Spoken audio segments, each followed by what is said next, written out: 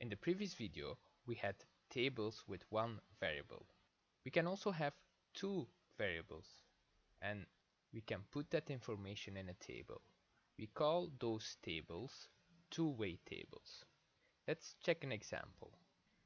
The year 10 students in a small school were asked whether they were good at mathematics or not. And the results are summarized in the following two-way table that you can see here. Here we see it's a boy or a girl. So like it can be a boy or a girl.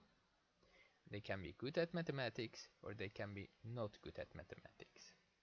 Okay. If we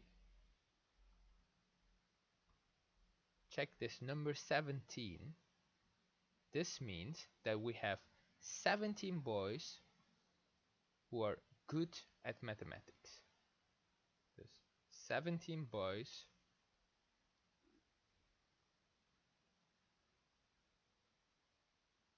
were good at mathematics. And if we check, for example, the number 9 here, that means that we have 9 girls who are not good at mathematics. So 9 girls were not good at mathematics.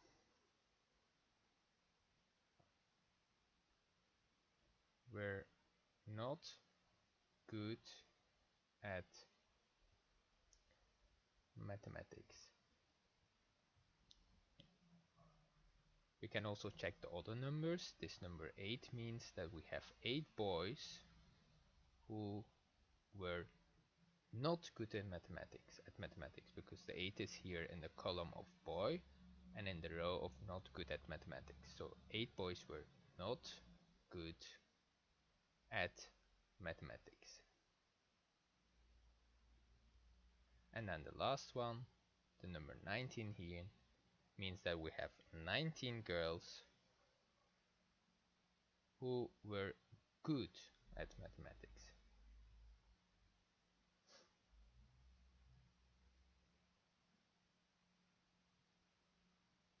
Okay. We can also find from this two-way table the amount of boys in year 10. To find that, we add the 17 boys who were good at mathematics to the 8 boys who were not good at mathematics. So we do 17 plus 8, which is 25. So we can write here a total. We can add another row.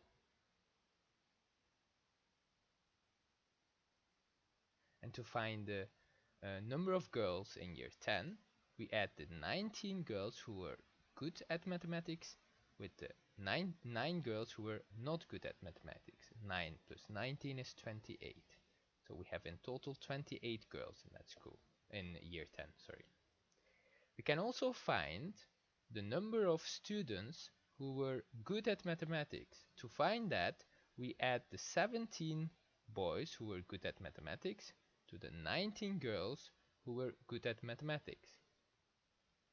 And that is equal to 36. So we can add it here. It's equal to 36. We can add another column. So total. So we have in total 36 students who are good at mathematics. We can also find the number of students who were not good at mathematics. To find that, we add the 8 boys who were not good at mathematics with the 9 girls who were not good at mathematics. 8 plus 9 is 17.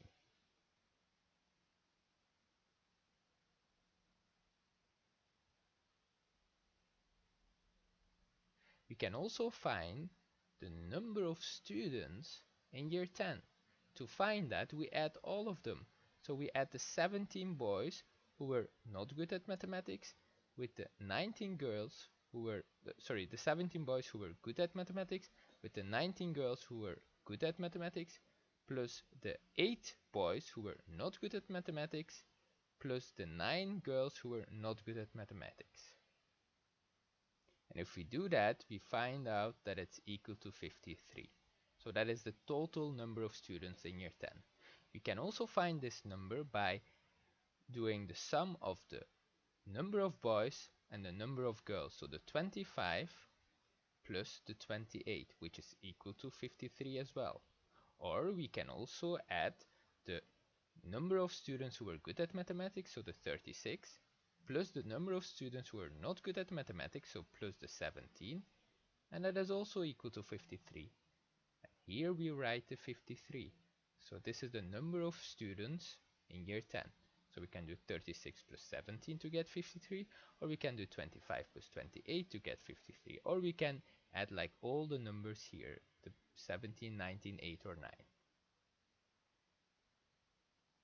Let's continue with example 3 in the book. Okay, here you have the example.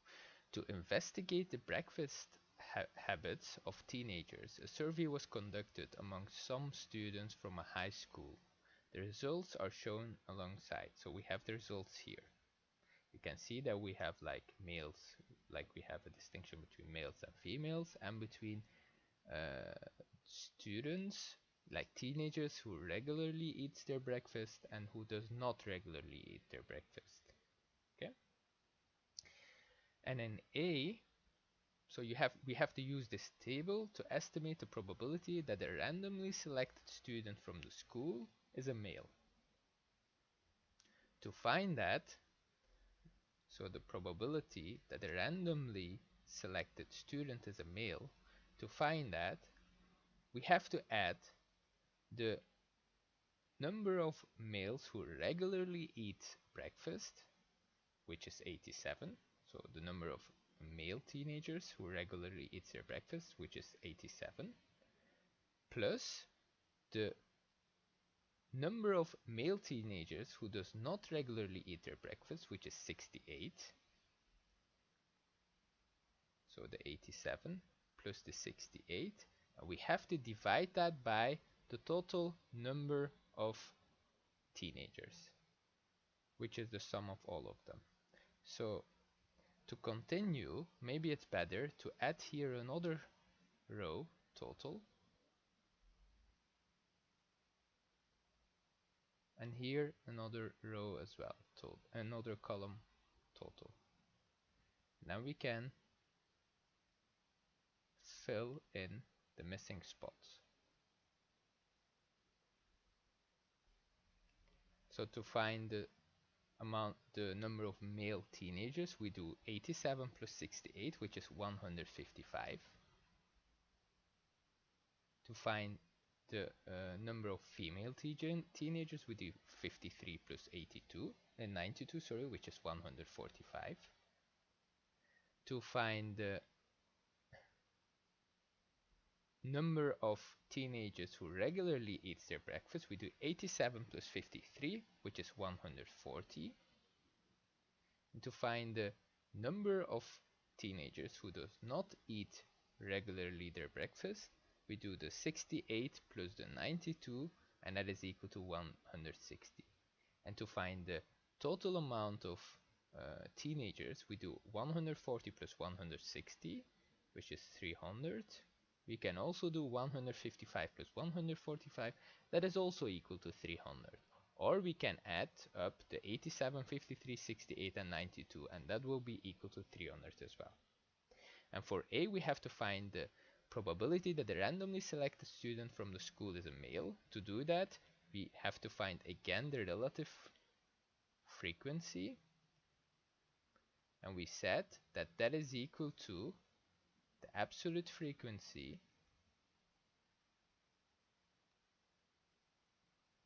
divided by the number of trials.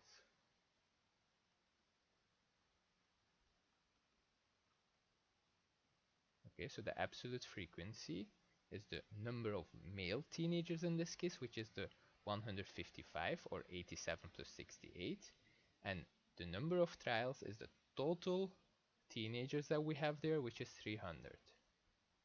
So that is going to be equal to 155 over 300, and if we use our calculator, then it's 0.517.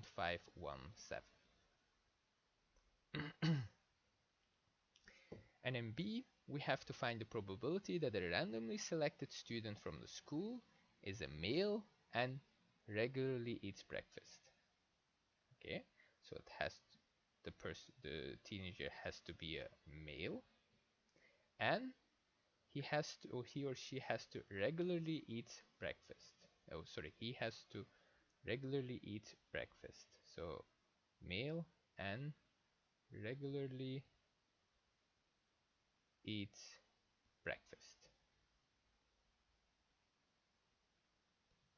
In that case, so it has to be he has to be a male and he has to regularly eat breakfast. So then we are here in this cell. And that is the 87 that we have here is the amount of male teenagers who regularly eat their breakfast. To find the probability that a randomly selected student from the school is a male and regularly eats breakfast, we have to do that number 87 divided by the total amount of students in that school, so divided by 300. And that is going to be equal to, if you use your calculator, 0.29. And then the last one, we have to estimate the probability that a randomly selected student from the school is female or regularly eats breakfast. Okay, so female or regularly eats breakfast.